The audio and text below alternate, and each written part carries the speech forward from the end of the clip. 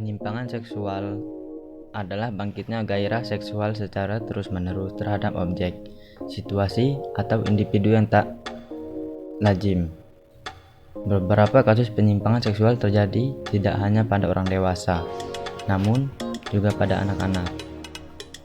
Penyebab penyimpangan seksual sejauh ini belum dapat dipastikan, namun para ahli menduga bahwa terdapat berbagai faktor yang dapat melatar belakanginya, seperti faktor biologis berupa kelainan struktur dan kinerja otak, faktor psikologis, misalnya trauma masa kecil akibat pelecehan seksual.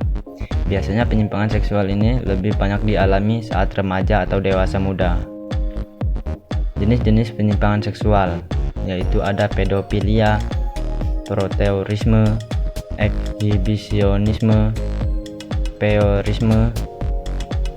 Selain itu, terdapat beberapa penyimpangan seksual lain seperti nekrofilia, keterkaitan seksual pada mayat, skatologia, kepuasan seksual melalui telepon, koprofilia, tertarik secara seksual terhadap feses, zoofilia, keterkaitan seksual pada hewan, masokisme, yaitu kepuasan seksual saat disakiti, dihina, atau dilecehkan orang lain, dan sadisme seksual, kepuasan seksual ketika menyakiti, menghina, atau melecehkan orang lain.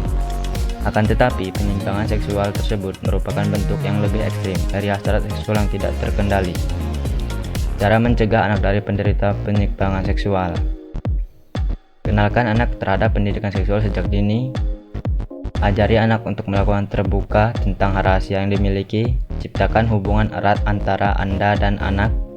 Ini bertujuan agar anak merasa nyaman dan percaya kepada Anda untuk menceritakan masalah pribadinya.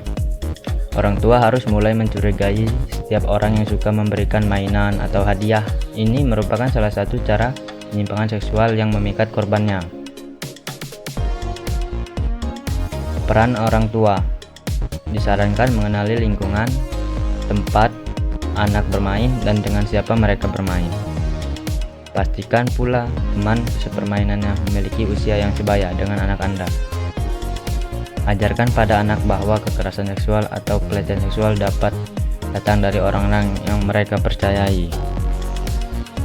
Penanganan untuk penderita penyimpangan seksual lebih ditujukan untuk menyadarkan penderita terhadap dampak yang dapat ditimbulkan oleh perilaku penyimpangan dan membimbing mereka melalui psikoterapi dan konseling. Pemberian obat-obat setiap penderita penyimpangan seksual. Pelaku penyimpangan seksual juga perlu diingatkan terhadap resiko dan konsekuensi hukum yang berlaku jika melakukan tindakan seksual yang ilegal. Kondisi ini perlu ditangani oleh psikiater atau psikolog dan sering memerlukan penanganan jangka panjang. Itu saja yang bisa saya kasih buat materi ini. Terima kasih. Allahumma fiq illa aqwamit thoriq. Wassalamualaikum warahmatullahi wabarakatuh.